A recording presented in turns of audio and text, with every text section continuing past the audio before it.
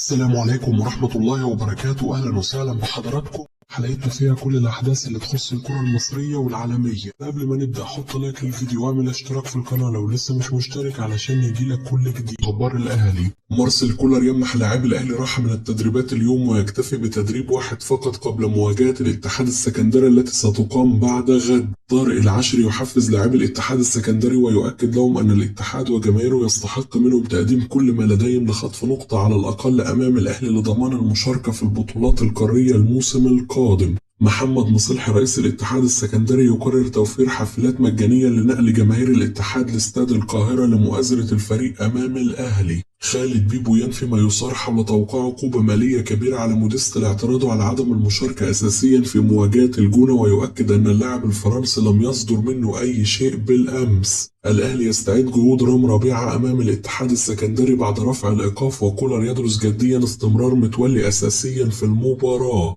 الجهاز الطبي ينصح مارسيل كولر بضرورة إراحة معلول ومحمد عبد المنعم في مباراة على الأقل من المباريات المحلية المقبلة لتجنب تعرضهم للإجهاد قبل نهائي دور الأبطال.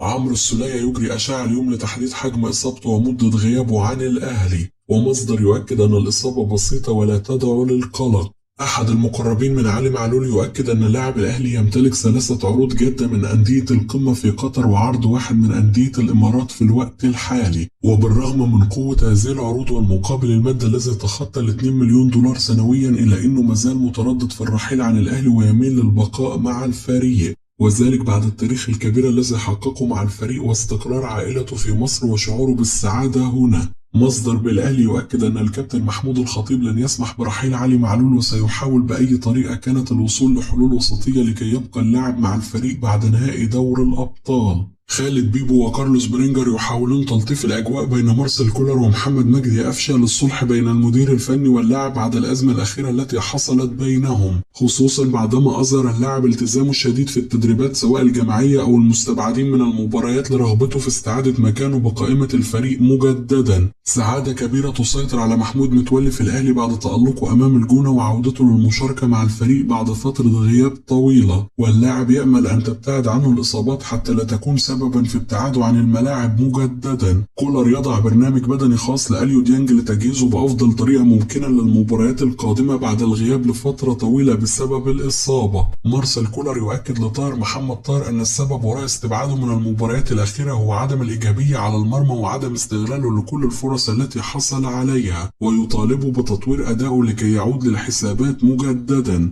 أحمد شوبير يستبعد لحاق أحمد عبد القادر بمواجهتي الأهلي أمام الترجي التونسي في نهائي دور الأبطال بسبب الإصابة.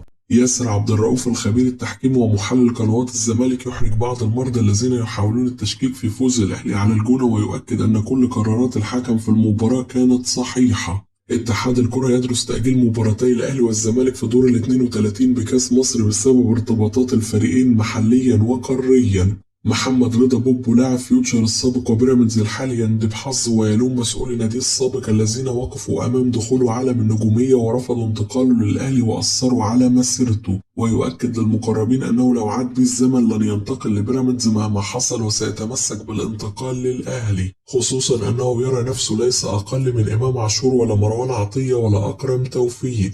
الأهلي يفضل فكرة التعاقد مع مصطفى العش لاعب زد لتدعيم دفاعه على التعاقد مع زميله محمد إسماعيل بسبب قدرة اللاعب الأول على اللعب في أكثر من مركز. علي معلول على انستجرام: يوم آخر جميل في رحلتي مع النادي الأهلي تشرفت فيه بارتداء شارة قيادة أعظم نادي في الكل أول مرة في مسيرتي مع الفريق. أكن للنادي الأهلي ولجماهيره كل الحب والتقدير والاحترام، وستظل تلك اللحظة في ذكرياتي دائما ككل لحظاتنا السعيدة داخل نادي القرن. مختار نجم الأهلي السابق وطالب المدير الفني للنادي الأهلي مارسيل كولر بإراحة بعض العناصر الأساسية للفريق لتجهيزهم بشكل أفضل لنهائي دور الأبطال، وخصوصا محمد عبد المنعم ومعلول. الظروف كانت في صالح مصطفى شوبير بشكل كبير، وهو قدم أداء مميز للغاية ويستحق عليه الثناء، واستبعد مشاركة الشناوي أساسيا في نهائي دور الأبطال نظرا لعدم الجاهزية. إمام عاشور لاعب متميز وله شخصية مختلفة وهي تساعده بشكل كبير في تقديم مستوى متميز. الأندية تقوم بالتحضير الجيد لمباريات الأهلي بشكل خاص، وبيكون ماتش الموسم بالنسبة لهم. الجونة فريق جيد وعلاء عبد العال له طريقته الخاصة، والأهلي كان يعلم ذلك قبل خوض المواجهة. لاعبي الأهلي صعبوا المباراة على أنفسهم، وكان لابد من تغيير تاو وحسين الشحات في بداية الشوط الثاني، ولكن الشحات قدم مردود جيد في نهاية اللقاء وسيستعيد مستواه تدريجيا بلا شك. كريم نيدفيد لاعب متميز ويحتاج للحصول على مباريات بشكل أكبر من أجل استعادة مستواه. محمود متولي لاعب كرة متميز وسيضيف الكثير للأهلي خلال الفترة القادمة، واللاعب يستحق الحصول على جائزة أفضل لاعب في مباراة الجونة. شريف عبد المنعم: الأهلي حقق فوز مستحق في مباراة الجونة، والأداء غير مطلوب في الوقت الحالي بالنسبة للأهلي. الأهم هو حسم المباريات وجمع النقاط. الجونة فريق جيد ويملك 28 نقطة في جدول الدوري، ويملك حلول كبيرة في الملعب، وسعيد بما قدمه الأهلي في هذه المباراة الصعبة. أفضل أن يشارك محمد الشناوي في مباراة بالدوري حتى يطمئن الجهاز الفني على مستواه، وعودة الشناوي مكسب كبير للأهلي، والأفضل أن يكون للفريق حارسين جاهزين قبل نهائي دور الأبطال. إمام عاشور كان يستحق لقب رجل مباراة الأهلي والإسماعيلي، فهو نقطة تحول في أداء القلعة الحمراء في المباريات الأخيرة بعد عودته من الإصابة، وهذا واضح للجميع. ولا أفضل أن يحصل حارس المرمى على رجل المباراة، لأن دوره هو الدفاع عن مرماه، وكنت أتمنى أن يحصل إمام عاشور على جائزة أفضل لاعب في المباراة الماضية لأنه الأحق. محمد فضل: حظوظ الأهلي في الفوز بدوري أبطال أفريقيا كبيرة نظرا لخبراته الكبيرة وحالة الاستقرار التي يعيشها على كافة المستويات، ولكن رغم خبرات الأهلي إلى أن الترجي يبقى منافس قوي بعد النقلة التي أحدثها مدربه الجديد، ولكن نقطة ضعفه العمق. نحتاج إلى كرات طولية مع تحركات وسام أبو علي وحسين الشحات وبيرسي تاو بين قلبي الدفاع لكي نزعجهم ونصل لمرماهم في تونس. رضا شحاتة: إمام عاشور من أفضل لاعبي خط الوسط في مصر، ولا ينقصه سوى شيء واحد فقط: الاستمرارية على نفس المستوى لفترة طويلة. الكرة المصرية تتراجع لأن كل شيء خطأ، وكثرة عدد المباريات وراء الإصابات المتكررة في الأهلي. أتمنى استمرار علي معلول في الأهلي، فرصيد اللاعب التونسي يمنع الجمهور من انتقاده عند تراجع مستواه. أرفض تعاقد الأهلي مع محمد النني بسبب تواجد الأفضل منه داخل القلعة الحمراء في الوقت الحالي، والنني لو انضم للأهلي سيجلس بديلا.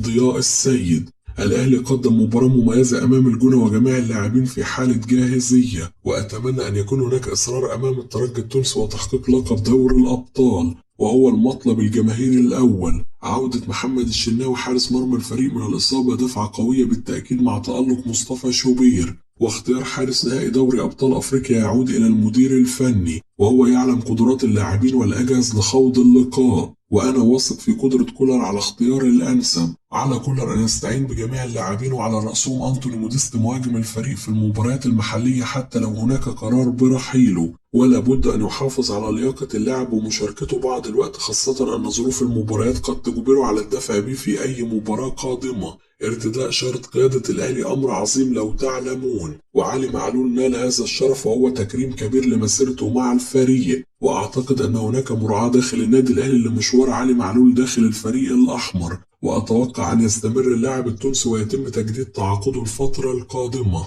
عمرو وردة: هناك في مصر من يريد أن يخلص علي، والنادي اليوناني وجه لي بيان شكر بعد مساعدة النادي وإحراز 5 أهداف وصناعة 4 أهداف. استعدت مستواي من جديد خلال الأشهر الماضية، وحصلت على أفضل لاعب في الشهر مرتين، وكل هدف الآن هو العودة لمنتخب مصر من جديد. منذ سنوات كان حولي بعض الأشخاص الذين كانوا سببا في عدم ظهوري بشكل مميز، لكن الوضع الآن مختلف، وكل تركيزي مع نفسي للتواجد مع المنتخب. لاعب آخر غيري إذا تعرض لما تعرضت له لكان اعتزل مبكرا، لكني قاومت وحاولت استعادة مسيرتي من جديد. منذ 4 سنوات وأنا أسعى للعودة لمنتخب مصر، وحاولت التواصل مع حسام وإبراهيم حسن في الوقت الحالي، لكني لم أتلقى أي رد، وبالتأكيد أنا داعم للمنتخب في كل الأوقات. أتواصل مع محمد صلاح من فترة إلى أخرى، ولكني على تواصل مستمر مع تريزيجيه وحجازي وباقي اللاعبين. أنا أخطأت في السابق، ولكن ربنا بيسامح، والناس مصممة تواصل النقد دون داعي.